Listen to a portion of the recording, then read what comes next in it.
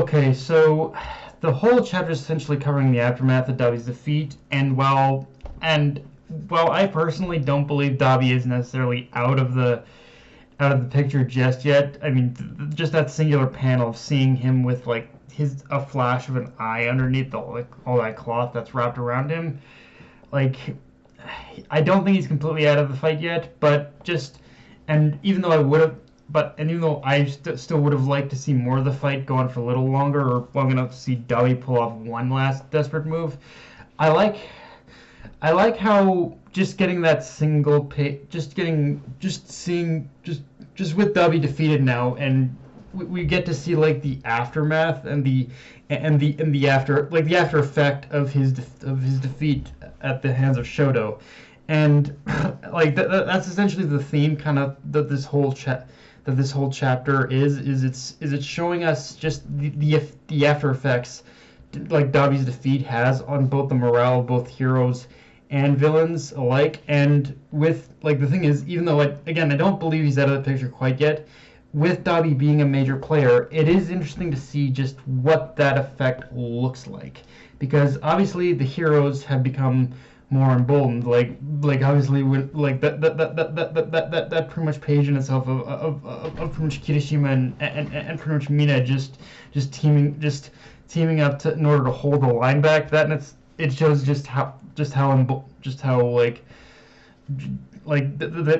they are ready to fight back as well. Like it shows that side of it. And while certain groups on the villain side, like Spinner, were becoming more erratic by the news, we also see that Dabi's defeat honestly didn't have as much an effect as the heroes would have liked, as we see as well. Like again, aside from Spinner and like if anyone who isn't a member of the League of Villains, like when you get down to it, largely Dabi's defeat didn't really change much. Like again, obviously with Spinner, he has become more erratic by the news, but when you get down to it, like largely a lot of the composure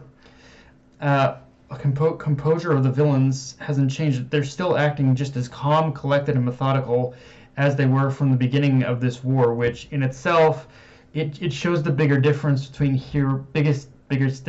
heroes and villains, which in this case, which is simply the villains are still very much individualistic, meaning unless you're one of the League, they aren't as morally affected by the downfall of one of their own, and can think rationally about the next step and learn from the mistakes like made, but from those that had fallen. Whereas the heroes, while arguably having a stronger moral center and sense of camaraderie, tact as their strength, you could also say that's their weakness, as when one hero falls, that can more easily shake the hero's morale. Whereas the villains, again, aren't as affected by that. In fact, even Spinner, for as erratic as he's acting in this chapter, is also weirdly made him stronger and more resolved.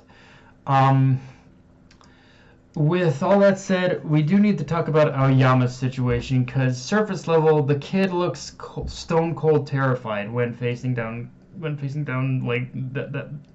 I think her name is Kaneda, and that's probably exactly what he is feeling. But this is clearly Horikoshi setting up Aoyama up to decide whether he can like overcome his fear and become the hero he wants to be, or be consumed by that fear and ultimately prove his own self-loathing correct, that he wasn't even worthy of being a hero to begin with. And obviously Aoyama is going to make the former decision, like he has with opposing All For One, but facing off against a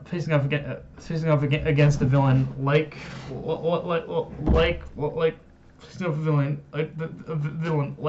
Kaneda, I think, who as we've seen can easily get inside his head, does make me curious of where Horikoshi is going to be taking that journey, the journey to get there, especially again considering the clock is slowly but surely ticking down on Horikoshi wanting to meet his 2020 deadline. Like, it makes me wonder if he's setting up too much, or if he's learned to somewhat pace himself a little more. Like, it's like the thing is we pretty much got a lot of setups in this chapter, and I'm wondering, like, is he going to be able to manage all this? It's always something that's kind of in the back of my head. With that said, I am that said, I wonder if next chapter is gonna give us like some shoji focus, because Horikoshi did kind of randomly plop him in the middle of this chapter, but at the same time, I don't think it was just to see his reaction either, and I wouldn't be surprised if to Dabi being defeated. I wouldn't be surprised if we are gonna get like a chapter of pretty much Spinner and Shoji fighting in the near future, assuming again I'm understanding the page construction correctly, because the page construction looked a little weird in certain places, and I don't know like when you get that page of like Shoji kind of like Shoji and his inner thoughts about like what he feels about Dabi's defeat, like I don't know if that was also directly connected to like him facing down Spinner or something. I don't know, like it was a little bit weird.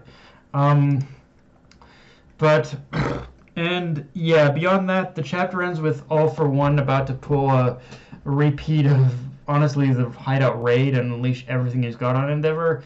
Except in this case, I don't think his Endeavor is going to be as lucky as All Might was, because just a reminder to everyone out there, during the Hideout raid, All for One was only a fraction of his full power, but so far as we know, in this instance, he has All for One has reclaimed all of his powers, and while I don't want to downplay Endeavor's chances, it's not looking very. I don't think it's just that singular like ending page in itself.